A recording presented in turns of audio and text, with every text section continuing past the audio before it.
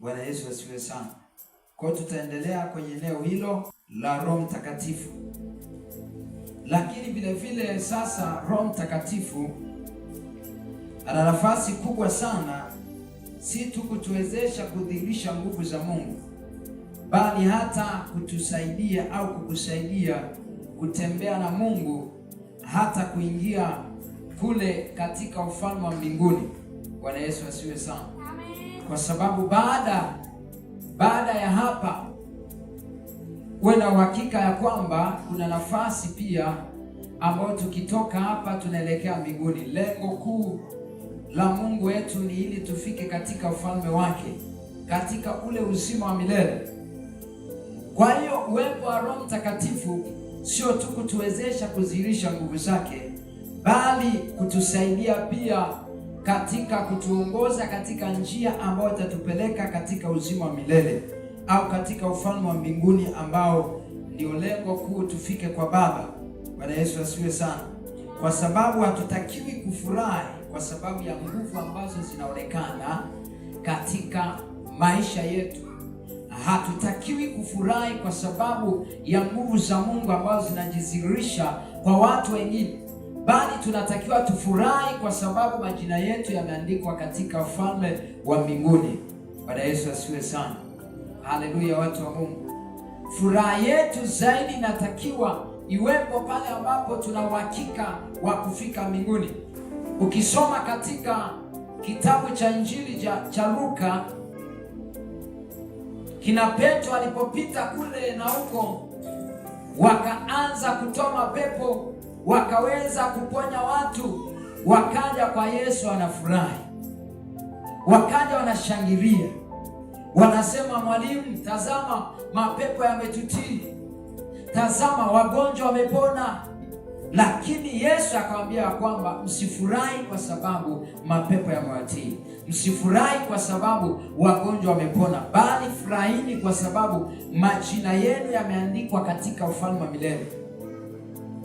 Bwana Yesu asifiwe sana. Kitabu cha Injili ya Luka sura ya 10 mstari wa 17 mpaka 20. Tasoma kama ilivyoandikwa. Neno la Mungu linasema ya kwamba ndipo wale 70 waliporudi kwa furaha wakisema, Bwana, hata pepo wanatutii kwa jina lako. Akawaambia, nilimwona shetani akianguka kutoka mbinguni kama umeme. Tazama, nimewapa amri ya kukanyaga nyoka na nge na nguvu zote za yule adui, wala hakuna kitu kitakacho wadhuru. Lakini msifurahi kwa vile pepo wanavyowatii, bali furahini kwa sababu majina yenu yameandikwa mbinguni. Bwana Yesu asifiwe sana. Waliporudi wale watu ya kwamba mapepo yamewatii, watu wamefunguliwa kutoka kwenye vifungo vya nguvu za giza, lakini Yesu akamwambia kwamba nguvu tayari nimewapa, mna uwezo wa kufanya chochote mkadhihirisha nguvu zangu, mnaweza wa kudhihirisha nguvu zangu, mnaweza kudhihirisha kila kitu ambacho mnakiona na kikatokea. Lakini jihadharini, kwa sababu kuna yule shetani ambaye alikuwa kule mbinguni, lakini alitupwa mpaka chini, kwa sababu aliona furaha kuona anaimba, anasifu uwepo na nguvu za Mungu zinaonekana, lakini alikuja akashushwa chini. Kwa hiyo na ninyi msifurahi kwa sababu mapepo hayo yanawatii, msifurahi kwa sababu mnadhihirisha nguvu za Mungu, bali mnatakiwa mfurahi kwa sababu majina yenu yameandikwa katika ufalme wa mbingu. Bwana Yesu asifiwe sana. Kwa hiyo tunaweza tukafika kiwango cha kudhihirisha nguvu za Mungu. Ni kweli tunaona nguvu za Mungu zinaonekana katika maisha yetu. Tunaona nguvu za Mungu zinaleta matokeo kwa watu wanaotuzunguka au kwenye jamii zinazotuzunguka, lakini tukajisahau. Je, tuna uhakika majina yetu yameandikwa katika ufalme wa mbingu? Kwa sababu linaloonyesha nguvu ni jina la Yesu. Kwa sababu alisema kwamba kwa jina lako mapepo yanatutii. Kwa hiyo wewe na uhakika, hata mtu ambaye hajaokoka akiwa na imani juu ya jina la Yesu akamwombea mtu, anaweza kupona. Bwana Yesu asifiwe sana. Hata kama mtu hajaokoka, ni mpagani kabisa, lakini akawa na imani ya kwamba jina la Yesu linaweza likaponya, akimwombea mtu anaweza akapona. Sasa unaweza kufikiria huyo mtu ni nguvu za Mungu kweli zimesirika, ameliamini jina la Yesu. Je, atafika mbinguni? Kitu ambacho hakipo. Bwana Yesu asifiwe sana. Kwa hiyo tusifurahi na kuona ya kwamba jina la Yesu linadhihirisha nguvu katika maisha yetu. Kuna mambo tunafanya yanaonekana au tunaona tuna nguvu za Mungu tukafurahi. Usiishie kufurahi tu, lakini unapaswa uwe na uhakika ya kwamba jina lako limeandikwa katika kitabu cha uzima. Maana yake siku ya mwisho basi utapata nafasi ya kwenda kwa Baba. Haleluya. Ufunuo sura ya 3 mstari wa 5, neno la Mungu linasema ya kwamba yeye ashindaye atavikwa hivyo mavazi meupe, wala sitalifuta kamwe jina lake katika kitabu cha uzima, nami nitalikiri jina lake mbele za Baba yangu na mbele ya malaika zake. Bwana Yesu asifiwe sana. Malaika ndio anayetuhakikishia ya kwamba jina letu Roho Mtakatifu Roho Mtakatifu ndio anayetuhakikishia ya kwamba majina yetu yako katika ufalme wa mbinguni, yameandikwa. Yeye ndo anashuhudia, anakuhakikishia kwamba una uwezo au una nafasi 100% ya kuingia katika ufalme wa mbinguni. Bwana Yesu asifiwe sana. Na yeye ambaye ana uhakika ungia kati, anasema jina lake nitalikiri mbele za Baba yangu na mbele za malaika, wala hilo jina halitafutwa katika kile kitabu cha uzima. Maana yake tunatakiwa kutambua na kuelewa maisha ambayo tunaishi na jinsi ambayo tunatembea, tuwe na uhakika ya kwamba majina yetu hayafutiki katika kitabu kile cha uzima. Kwa hiyo Roho Mtakatifu ndiye anayetuhakikishia uzima wa milele kama wana wa Mungu. Kwa hiyo tunapotamani kudhihirishiwa nguvu za Mungu, tusiishie tu kwamba kutamani au tusifurahi tu kuziona hizo nguvu za Mungu, bali tufurahi na kuridhika pale tutakapokuwa na uhakika wa majina yetu kuwepo katika kitabu cha uzima. Furaha yetu itimilike tukiwa na uhakika ya kwamba majina yetu yameandikwa katika kitabu cha uzima. Siku ile wanasoma wale walio wa Mungu, jina lako lisikosekane. Bwana Yesu asifiwe sana. Ni hicho kipengele kidogo ambacho nitaka kuonyesha hapo, lakini nitasogea kidogo. Kwa nini tunahitaji kudhihirishiwa nguvu za Mungu pamoja na kuwa na uhakika wa kufika au majina yetu kuandikwa katika uzima wa milele? Sababu au muhimu wa kudhihirishiwa nguvu za Mungu na kuwa na uhakika wa jina lako kuandikwa katika uzima wa milele. Namba moja, inatusaidia kuwa na uhakika na tunachokifanya kuwa ni sahihi na vinatoka kwa Mungu. Tunahitaji kudhihirishiwa nguvu za Mungu katika maisha yetu kwa sababu itatusaidia sisi kuwa na uhakika ya kwamba tunachokifanya ama tunachokitenda basi kweli ni cha Mungu. Yesu asifiwe sana. Tunakuwa na uhakika ya kwamba tunachokifanya ni sahihi. Ndani yetu tunakuwa na uhakika ya kwamba tunalolitenda ni sahihi. Lakini tunapofanya jambo halafu na nguvu ya Mungu au uwepo wa Mungu haupo, maana yake tunakuwa na mashaka hata na hicho tunachokifanya. Nitakuonyesha mfano mmoja tu ambaye ni Musa mwenyewe. Nikusomee kidogo, lakini ukipata neema kasome kitabu cha Kutoka, utaona. Iweza ukisoma kisome chote, lakini utasoma Kutoka sura 4 mstari wa 1 mpaka wa 5. Neno la Mungu linasema ya kwamba Musa akajibu akasema, lakini tazama, hawataniamini wala hawatasikia sauti yangu, maana watasema Bwana hakututokea. Bwana akamwambia, ni nini hiyo ulio nayo mkononi mwako? Akasema, ni fimbo. Akamwambia, itupe chini. Akaitupa chini, nayo ikawa nyoka. Musa akakimbia mbele yake. Bwana akamwambia Musa, nyosha mkono wako kama mshike mkono wako kamshike mkia. Akaunyosha mkono wake akamshika, naye akageuka kuwa fimbo mkononi mwake, ili kwamba wapate kusadiki ya kwamba Bwana Mungu wa Ibrahimu, Mungu wa Isaka, Mungu wa Yakobo ametutokea. Bwana Yesu asifiwe sana. Musa alipokuwa akiambiwa ya kwamba ende akawakomboe wana wa Israeli au taifa la Mungu,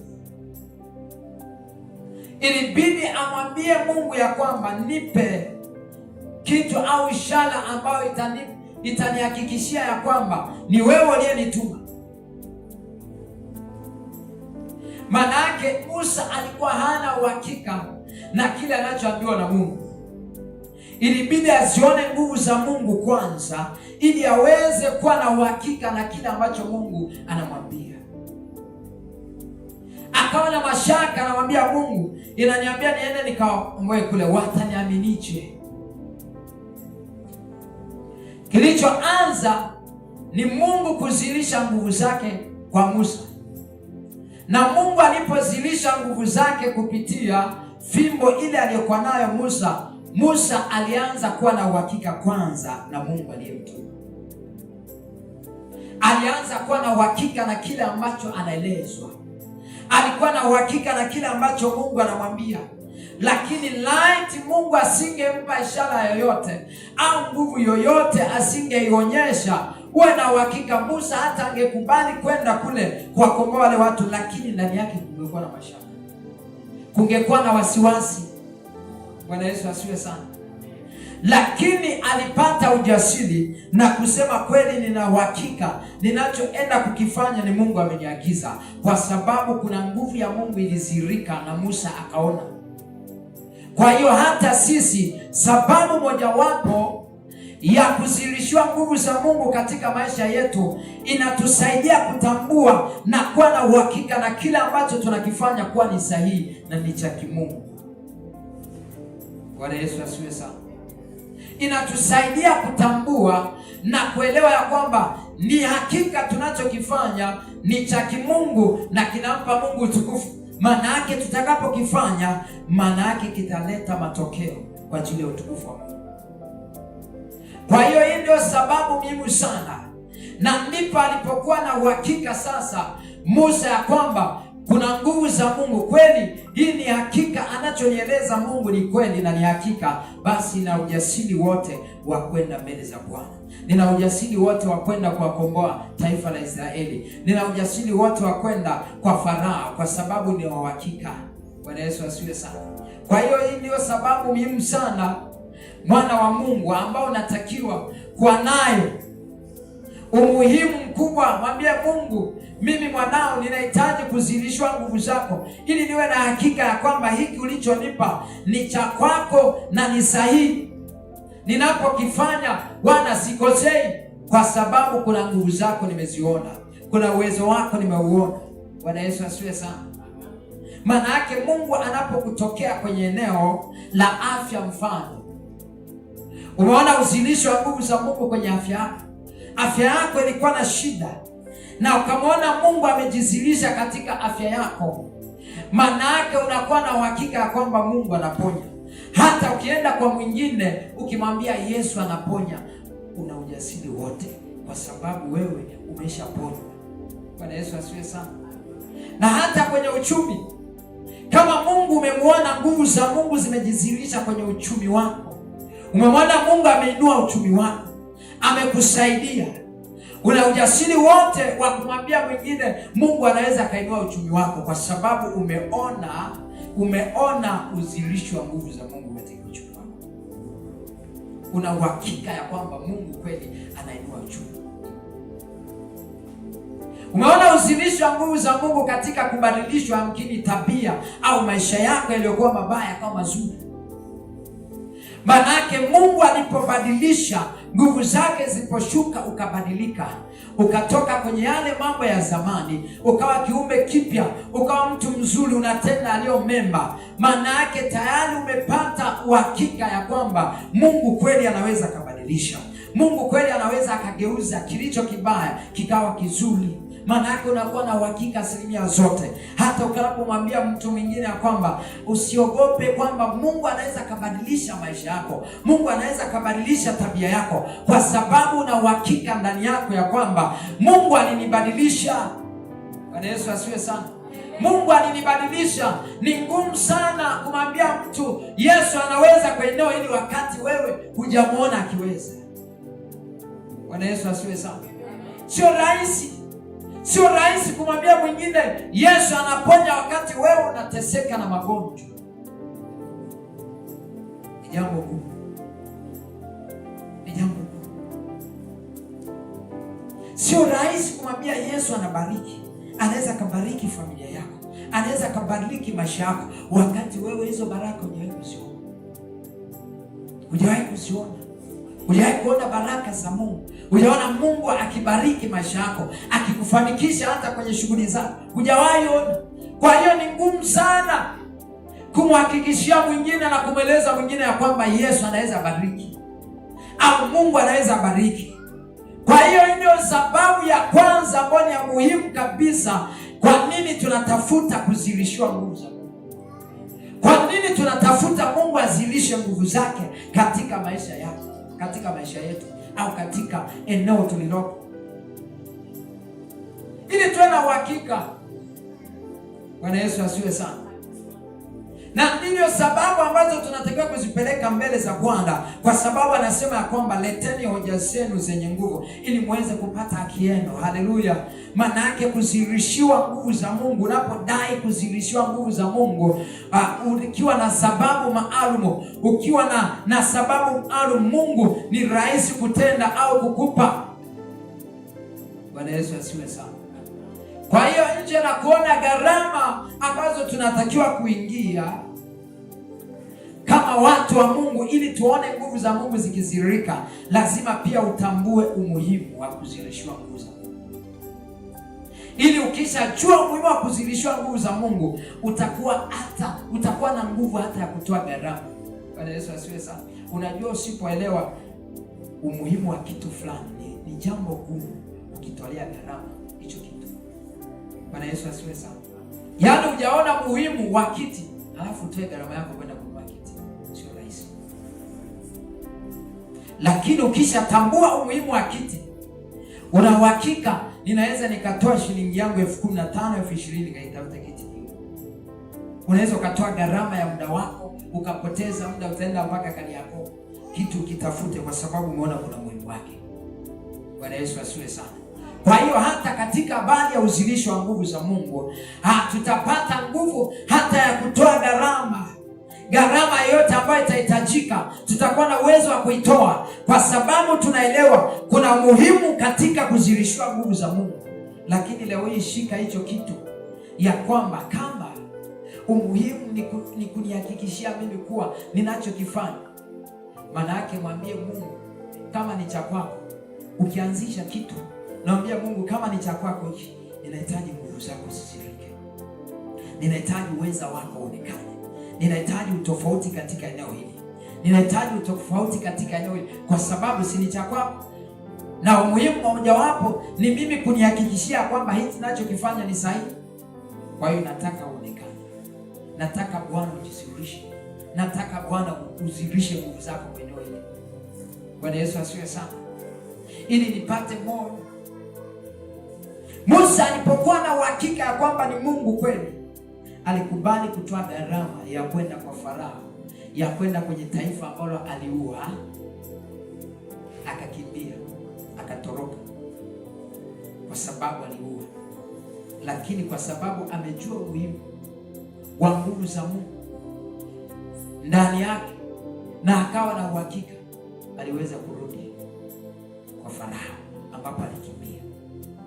Bwana Yesu asifiwe sana.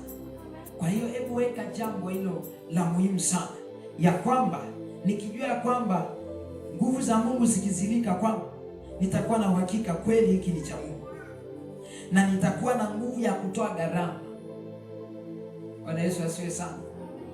Kama umejua umuhimu wa jambo fulani, utakuwa na lazima hiki kitu nikipate, kwa sababu kina umuhimu katika maisha yangu, kina umuhimu katika eneo, katika kazi yangu. Kwa hiyo kama kufunga, lazima nifunge. Kama ni habari ya kutafuta maarifa, lazima nitafute maarifa kwa haswa, kwa sababu tayari nishajua umuhimu wake. Bwana Yesu asifiwe sana. Mwanafunzi anasoma kwa sababu anajua umuhimu wa elimu. Yule ambaye haelewi umuhimu wa elimu, utambembeleza na kubembeleza, soma chenga nyingi, kwa sababu hajui thamani au umuhimu wa elimu ambao anaitafuta. Lakini yule ambaye anatambua umuhimu wa elimu atajitahidi, hata kama kuna kikwazo atakuwa anahangaika, atapambana, hakisha anasoma, anafaulu, kwa sababu anatambua umuhimu wa ile elimu. Bwana Yesu asifiwe sana.